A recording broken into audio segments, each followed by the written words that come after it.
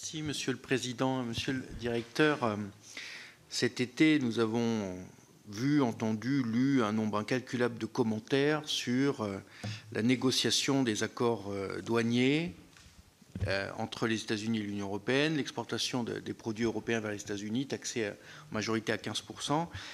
Et dans ces commentaires innombrables, je dois vous dire que je me suis profondément agacé de ne pas entendre ce qui, à mes yeux, mais c'est la raison pour laquelle je souhaiterais aussi avoir votre avis, est un élément clé, c'est qu'on ne peut pas négocier de façon juste avec son protecteur.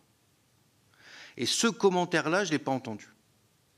Je considère que nous ne pourrons pas avoir des accords commerciaux justes si nous ne sommes pas capables, en Européens, d'assumer notre propre défense. Dès lors qu'on confie, dès lors que le continent européen confie sa sécurité à un tiers, quand il s'agit de négocier avec lui sur les accords commerciaux, on ne peut pas avoir un bon accord. Bon. Et le fait de ne pas lier dans les commentaires de cet été la sécurité collective avec les accords douaniers me semble être une erreur de jugement fondamentale. Donc, vous voyez où je veux en venir, c'est que je pense qu'il faut évidemment aller vers l'autonomie stratégique européenne, que nos partenaires ont du mal évidemment à y aller. Néanmoins, il y a des signes prometteurs et parfois certains que nous n'avons pas vus. Je voudrais en prendre un dans un exemple très concret.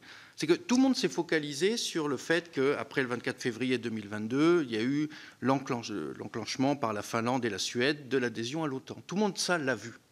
Ce qu'on a moins vu, et je le dis parce qu'on est sous la présidence danoise du Conseil de l'Union européenne, c'est que ça a enclenché aussi un référendum du peuple danois qui jusqu'à maintenant avait fait le choix de l'opt-out sur la politique étrangère de sécurité et de défense, la politique de sécurité et de défense commune, la PESC-PSDC.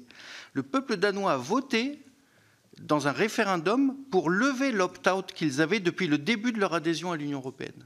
Ça, c'est un signe qui a été enclenché par le 24 février 2022. Et donc, il me semble qu'il y a des signaux, néanmoins, vers cette autonomie stratégique que nous n'avons pas toujours relevée. Et donc, vous voyez, ma question, c'est considérez-vous qu'à terme, les Européens finiront bien par prendre cette conscience collective qu'on ne peut pas négocier entre égaux avec son protecteur? Je vous remercie. Merci, monsieur le sénateur.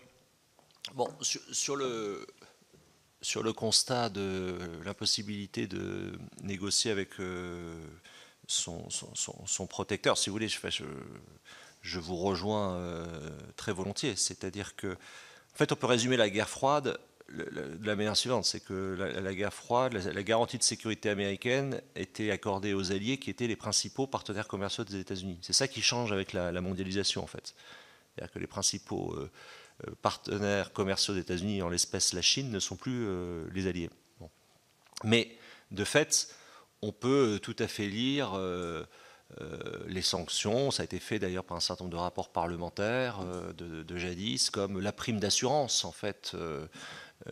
Et là, il y a un paradoxe européen, c'est que évidemment c'est très irritant, mais on ne peut pas reprocher aux États-Unis le fait depuis deux décennies de dire aux Européens vous ne dépensez pas assez pour votre défense, et en particulier à l'Allemagne. Donc de ce point de vue-là, les Européens sont aussi en grande partie responsables de la situation dans laquelle ils se sont eux-mêmes mis en faisant un choix fondamentalement de désarmement, et qui est un choix qui remonte au début des années 70 et qui a été confirmé après le 11 septembre. Je rappelle souvent qu'en fait, nous sommes à 2 générations de désarmement par rapport à des compétiteurs stratégiques qui réarment depuis le 11 septembre. Bon, ça, c'est le choix qui a été fait par les sociétés européennes, etc.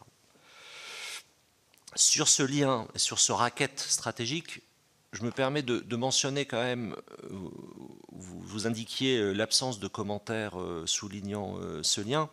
Il y a beaucoup de travaux, alors peut-être de personnalités qui sont plus des chercheurs que des journalistes ou des leaders d'opinion, mais vous avez à l'IFRI quelqu'un comme Sébastien Jean qui a beaucoup écrit sur cette question, ou des chercheurs comme Olivier Schmitt et Stéphane Audran qui ne cessent depuis 3 ou 4 ans de faire des papiers extrêmement détaillés sur ce lien entre commerce et sécurité. Donc l'analyse que vous exprimez est en réalité partagé par des chercheurs et chercheurs et collègues. Bon. Donc, ce point-là, moi, ce qui m'a frappé, et je le disais dans mon introduction, c'est le communiqué de la présidente de la Commission européenne. Alors, je n'ouvre pas le débat sur le fait qu'elle outrepasse ses fonctions en écrivant cela, mais ça montre bien, en réalité, la très grande difficulté du moment pour les Européens, c'est que nous sommes en train de produire un effort de réarmement. Est-il durable, est-il constant? Il faut l'espérer, mais enfin, il apparaît dans les chiffres, et l'actuelle loi de programmation militaire en France le reflète. Est-ce durable? Encore une fois, c'est une question ouverte.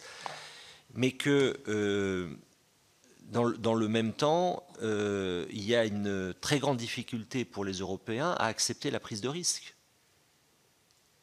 Quand vous avez toutes ces discussions auxquelles on a réfléchi à l'IFRI sur la coalition des volontaires, comment se fait-il que les armées européennes, avec ce niveau de dépenses, ce nombre d'hommes sous les drapeaux, soient dans des projections, en étant extrêmement optimistes, de capacité de projection de troupes pour des choses très désagréables, je ne sais pas, entre 20 000 et 30 000 hommes?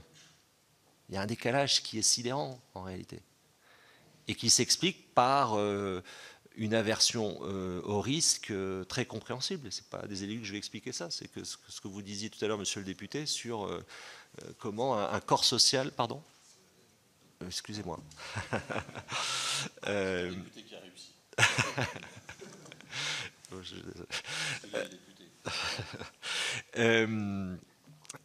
Donc ça, c'est quand même une très très grande difficulté. Alors pour le Danemark, je trouve que c'est un exemple effectivement intéressant. Dans ces signaux que vous mentionnez, j'en ajouterai un, c'est le choix du Danemark de son nouveau système antimissile, qui est un choix européen.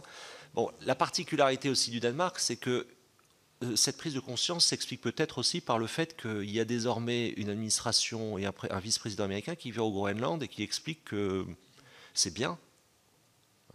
Donc, il y a peut-être une manière de, sans comment dirais-je, mésestimer l'orientation européenne du Danemark, mais il y a aussi un sentiment d'urgence par rapport aux déclarations de l'administration Trump sur le Groenland.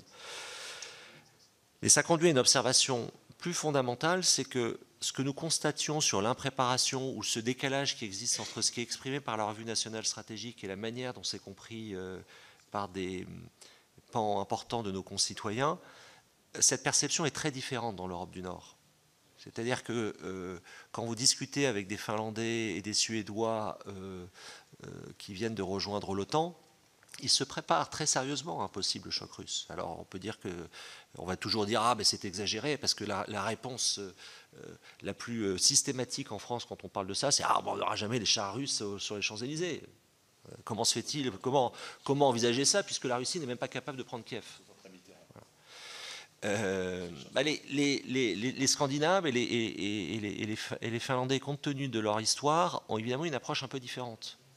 Et là aussi comprennent ce que l'hybridité peut revêtir, c'est-à-dire que les coupures d'électricité de plus en plus fréquentes autour de la Baltique, les incendies de plus en plus fréquents, là aussi d'entrepôts d'industriels de l'armement, etc., font qu'il y a quand même une prise de conscience beaucoup plus sérieuse dans cette partie de l'Europe que dans d'autres parties, avec une question assez fondamentale qui est la manière dont l'Allemagne, en fait, se positionne par rapport à tout cela. Et donc, une partie de la réponse un peu diplomatique et politique à votre question plus générale sur la prise de conscience par les Européens, elle est évidemment dans tous les pays, mais elle est aussi très fortement aujourd'hui en Allemagne, où on a aussi une situation politique intérieure très fragile.